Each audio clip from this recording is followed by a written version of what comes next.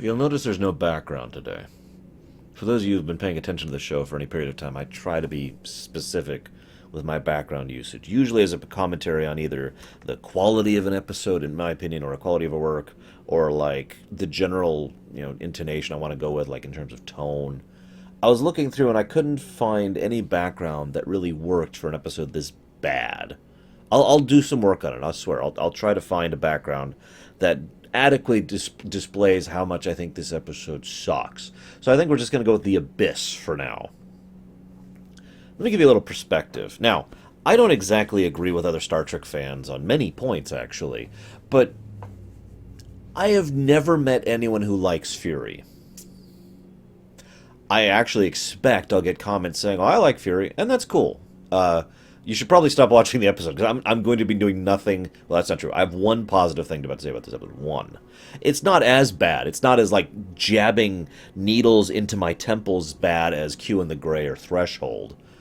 But I'd say it's about on par with Alliances. It's pretty far down there. If I was making a worst list... This is funny. We just did Muse, which I was surprised how good it is. And the next episode is freaking Lifeline, which is an amazing episode. Why did we squish this thing in the middle of it? But it all came together. It all came together when I was watching this episode, and it takes like 3 minutes in before it's finally like story by Rick Berman. Now I know he wasn't the only one. There was 2 teleplays by, and supposedly Braga was involved in the story as well. But story by Rick Berman. First of all, we know for a fact Rick Berman, whenever he was involved in a story, shoved everyone else kind of to the side. His say, he got word. He was the one who, I say A, therefore A. That was the kind of the way he ran both Voyager and Enterprise. Also, Rick Berman's a terrible writer. Also, this episode feels like an episode written by him. Also, most of the concepts that are usual highlights of the other writers involved, especially Brennan Braga, are not present in this episode. Let me go and get a question out here. I asked just last week, would you like me, would you enjoy it if I sat down and made like a top whatever, top 30 or whatever, or 20, however many really great episodes, I think, top tier episodes of Voyager, if you wanted me to do that at the end of the series. I got another question for you. Would you like me to do a bottom tier episodes of Voyager too? Because this one's going to be on the frickin' list, I'll tell you what. Oh my god. So, again, I don't really necessarily agree with other Star Trek fans, but I bothered to find that list of all the episodes of Star Trek ranked. There are 695 episodes. That's including the animated series. And I mean no offense to anybody who likes the animated series, but the animated series tended to suck. And on a list that includes the worst episode, or all the episodes of Star Trek ranked, and that includes the animated series, which tends to group up towards the bottom. I mean, they had some good stuff too, don't mistake me, but in general towards the bottom. Fury was 652 on that list. Now granted, that's not my list. I'd probably put it further down. Let's think about this logically for a moment. First of all, I know, we can't just think of television in terms of marketing appeal. So let's think of it from 2 perspectives, okay? Or 8 perspectives, or 50,000 perspectives. I mean, why not? So, because that's just how Rick Berman thinks. We've got the creative perspective and the marketing perspective. You want to tell a story, you want to sell a show. Make sense? So, let's look at the creative perspective. What is being creatively done with this? Well, actually, I'll talk about that later, but just keep in mind, the only thing I could come up with creatively is the idea of turning a hero into a villain. It's not exactly a new idea, it's a fairly common thing, either a corruption or a fall from grace or a slow descent. Metal Gear Solid 5 tried to cover that kind of a thing, to use something recent. So that's the only thing creatively that I could really see being tried to be done with this episode. So, okay, I'll talk about that later. Let's talk about the other perspective first, because it'll take me less time to talk about. The marketing perspective. You need to think about your audience sometimes, right? You need to think about who you're appealing to, right? Well, there's 3 general categories of Voyager watchers when Voyager was coming out. I know this is going to sound weird, because one of the categories, and I'm going to start with this, is people who don't watch Star Trek, people who are not fans of the show. But that is an actual marketing group. It is someone you have to account for in television. You know why? Because people flip through channels. Because people say, oh, there's that Star Trek show on, and flip to it. They're not Star Trek fans. They're not science fiction fans. They just happen to, for any number of a dozen reasons, pull up your episode and watch it. And it is a valid perspective to try and make an episode accessible to appeal to that audience. I think it's possible to go too far with that, and I think Enterprise went way too far with that in several episodes in the first 2 seasons, but it is a valid marketing perspective. Second, a marketing group.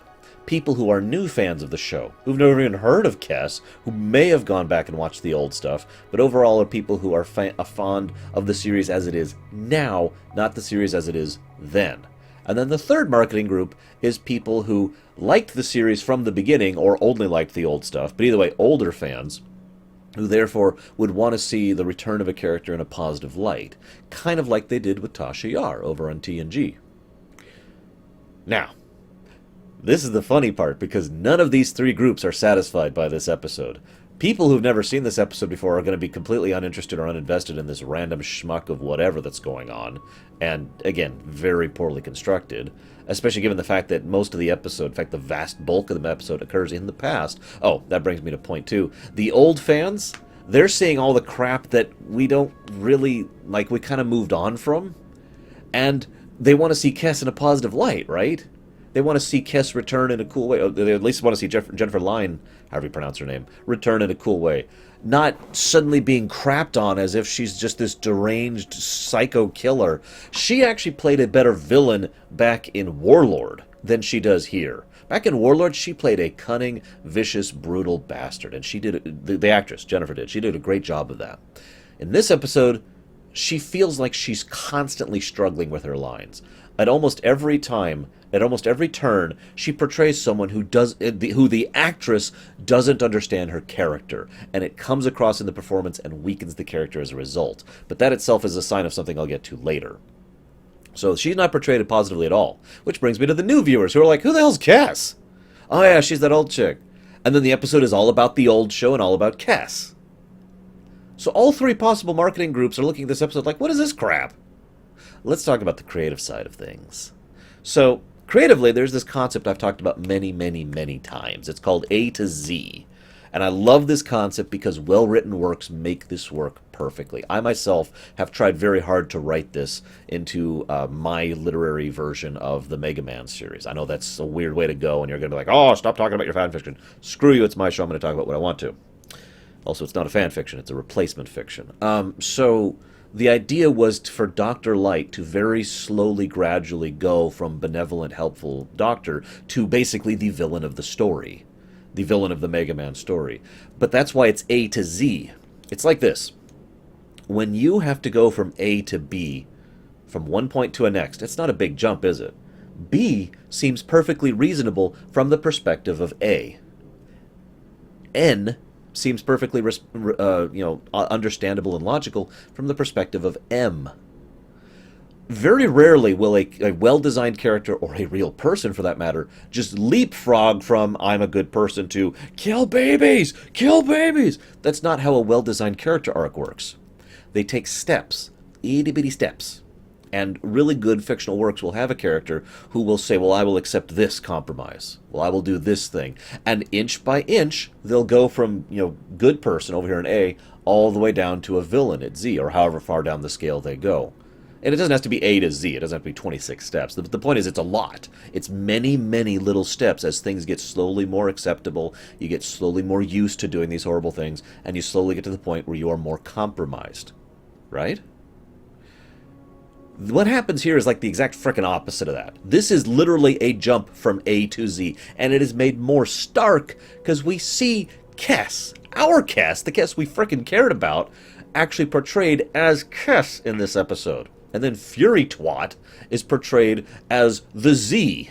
We literally see A and Z next to each other just to help demonstrate how absolute lack of character arc there is. And there's this terrible frickin' scene. So let's get into the other thing I hate about it. So I'm sorry, hang on. Rewind. Let's not get into that yet. Creatively, the idea of showing a descent of a character, of showing someone going from A to Z, is absent. It's like literally saying, okay, let me use something you guys know very well. Let's use Mass Effect. Most of my viewers probably know Mass Effect. So it's like suddenly having a Oh, actually, no, let's use Star Trek. I'm sorry, that's dumb. Let's use Picard, okay? Picard is a very moral person. He's actually a very complicated person, but his sense of ethics drives him extensively, right? So let's say one day Picard just wakes up and he's like, yes. And he just starts stabbing people with a glass shard. Because keep in mind, what Kes is doing is not just evil, it's hideously evil. She is trying to sell out her family and crew, including Neelix, including everyone she ever knew and cared about, to the frickin' Vidians. There are very few fates that are as grotesque and horrible as being organ harvested, and she is willingly selling it. So this is hideously evil, right? So that's the equivalent of Picard just waking up one day and just stabbing people with a knife, with a glass shard, while laughing. I'm not saying you can't do that. That's the weird thing.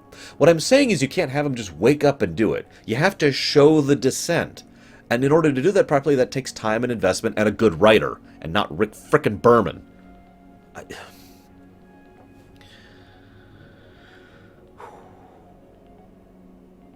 going to pause in my rant here. This is the last time that Ensign Wildman showed up on the show.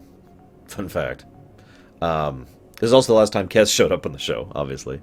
This is the last time the Vidians showed up in the show at all. They weren't even mentioned after this point. One thing I will praise, I said there was one positive thing I had to say about this episode. Whoever was in charge of the little details in the past did a good job. Rank insignia are correct. The overall approach and attitude of the characters is, reverted to their less developed state. There is more attention to like little details, like where things are laid out in the ship or the hairstyles. There's a lot of little mentions of things that kind of place it in the timeline and the way they interact with each other. It's actually pretty well done.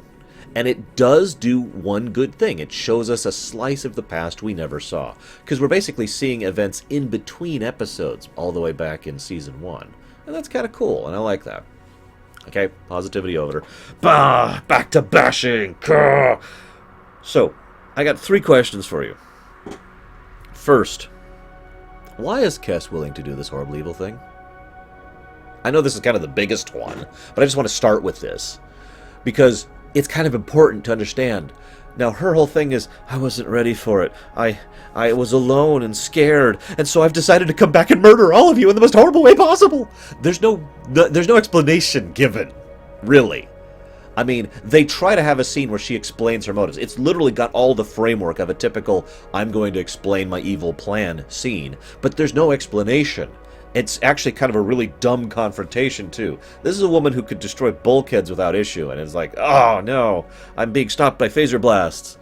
What? Really? This is, and it's completely non-explained. Now, okay, I've talked before about the concept of the unexplained. I'm going to use my most infamous example of that, the Reapers over in Mass Effect. I've said many times I felt like the Reapers would have been better done if they hadn't been explained. Their motives would have remained inscrutable, and it would have helped add to that. I've talked about this, even on Voyager I've talked about the idea of the mystery that is not solved, right? By contrast, when you have something like this, and you try to leave it as a mystery that's unsolved, the motives of the villain should probably be something on a personal level that is explained. Because the Reapers are some big, ignominious threat, right? I'm probably saying that word wrong. Kes is a person who we've interacted with many times. Just suddenly having her be crazy is just going to leave the audience going, huh? It's not going to leave them wondering, what happened out there? Now, if I was being extremely generous, which I don't feel like doing right now, but if I was, we could actually extrapolate all sorts of stuff that could have happened to her to make this work. This episode could be reworked rather well, but I'm going to talk about that last. Okay? It is possible to take this dreck and turn it into something worthwhile, but the episode makes no effort to do that. It doesn't get any points for it, because it never bothered to try, because it was written by Rick Berman. Moving on. I'm admittedly theorizing on that last part, but the fact that he's got the story by credit, I mean, God. And of course, I've got another note. I actually wrote it down twice. Why is Kes willing to sell out the crew? And then further down, why is Kes willing to sell out the crew? She's apparently just crazy? And I just wrote, what the hell? And underlined it. What? Second question for you. Why is it in Star Trek? This has always bothered me. Why is it in Star Trek nobody knows how to understand variances in character? Why is that? This is a setting where possession exists. This is a setting where shapeshifters exist, or mind control exists, where altering drugs and game-changing devices and all that crap exist. Why does no one, like in all of Star Trek, ever have the ability to recognize that someone has been altered or changed or is impersonating someone else? Kes is clearly, demonstrably not acting like herself in many scenes. And the funny thing is, as it goes on, she has a harder time acting like her previous self. It's actually rather funny in its own right. So, why does no one pick up on that at all? Anybody. Nobody bothers to. Third question. Why does Tuvok sense the future? This one really puzzled me. This is the key example of bad writing right here. A bad writer will look at a situation and say, well, for the sake of the plot, I need the crew to find out something's happened so they can fight back against it, so they can realize this is a from the future situation. So that's the end point, okay, from a writing perspective. Now, it's difficult to do, I'll admit this. But what a good writer should do is try to find some way that makes sense to get from the start point, the beginning of the episode, to the point where you're like, okay, we're going to worm our way through this and try to come up with some logical, reasoned ways that the characters and the viewers can both can coincide and get to the point where they're like, okay, now we understand. She's from the future. Now we can contest the threat. A character has to be aware of a threat to contest it. Yes? Makes sense? So, let's give Tuvok magic future-sensing powers for events he wasn't even present for, in order to ensure that somehow he can then recite the future for them so they know what to do. And it's never explained even once. Not once. Now, I know what you're saying. I know what you're thinking. Don't comment on it just yet, because I'm going to address that. We know Vulcans have some latent psychic powers. Fairly mundane, fairly low-key, fairly low-level. Very, very low level, actually, in terms of Star Trek terms. Like a Betazoid is way higher in terms of psychic potential than a Vulcan, for example. And yet, Tuvok somehow just senses the future perfectly in multiple... Well, I shouldn't say perfectly, but in many different ways. Just picks up on the future, like he's just beamed his comm badge in his ear to the future. And this has never happened before or since. Even though several Vulcans I could mention have been involved in time travel, including this one. So, that's kind of my point. This is a situation where we, the audience, could jury-rig a solution to this, jury-rig some explanation for how he figured it out. I'll take a shot at it right now. I haven't even prepped for this. This is just right off the top of my head. His interactions with Kes and the way he trained her into using her mental powers and to disciplining her, it gave him a unique insight mentally into the exact pattern of how she uses her powers. So when she had interacted with the warp core to go back, she did it in such a brusque and non-subtle, non-precise way. It left a echo on anyone who could understand those patterns, and the Tuvok of the past... Well, actually, shoot, this doesn't make sense either, because Tuvok of the past hasn't started learning those patterns yet. So never mind, that doesn't even work. Why could Tuvok just sense the future? This is the problem. This is why it's such a bad episode. It's not just about the fact that they're crapping all over Kes, although that is a big part of it. That is a big part. It'd be like if Picard just showed up and just was crapped on as a character. He was a crude, cussing sailor all of a sudden who was dumb and ends up, getting in a brawl because he tried to molest a woman. Just taking all the positive aspects of Jean-Luc Picard, the amazing character with the amazing actor, and throwing him out the frickin' window. Kes in this episode is portrayed as short-tempered, mean-spirited, actively cruel, and frankly crazy. In complete contrast to the kind and gentle, yet strong, intelligent individual that she was before, with a tremendous amount of caring and empathy about her character. They pretty much flat inverted her for this.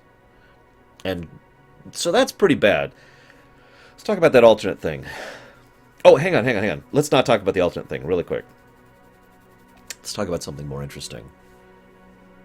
I've talked many times about the problem of the crisis of the week mentality, right? The bad guy of the week mentality. It's been present in Star Trek for a long time. This goes back to the original series, actually. And it is, in my opinion, a problem with the writing of this show, especially. And that's why I've pointed out so many times as it's happened. Here's a thought for you. What if this episode is the ultimate expression of the flaws of the crisis of the week mentality? We actually have two crises of the week, by definition, neither of which actually really directly has to do with Kes. We've got the devastation of the ship that she does at the beginning, which is basically irrelevant, because it's a timeline that's going to be nuked. And we've got the Vidians attacking in the past. Here's a great question for you. What if we remove the crisis of the week? What if we pare apart the padding and just leave the actual the creative point I mentioned earlier, Kes descending? What if this episode was all about Kes having interacted with something beyond her understanding, and it warped her, it twisted her? So she's not evil. She's actually wrong, and she desperately comes back to the crew seeking help for that. Because it was the only place that she ever truly thought of as home. She has literally lived on Voyager longer than anywhere else. So she comes back to Voyager, and there's no need to have her like destroying the ship or accidentally. That can just be ejected. She's just babbling incoherently. She's lashing out at people, but not literally hurting them, or maybe even literally hurting them. But she's not ripping the crew apart. She's not killing Taurus for no reason. She's not sapping the warp core, and she's not trying to sell them out to the Vidians. Eject all of that, and just leave Kes, the broken shell.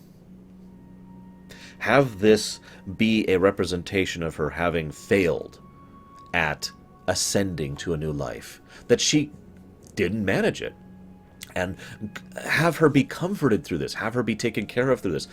We just saw last episode in Muse how much the crew cares about its family. Do you think they don't care about Kes anymore?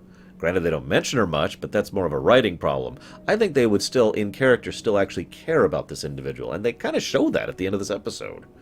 So have them try to walk her through it, and have her be torn between the fact that maybe she shouldn't descend.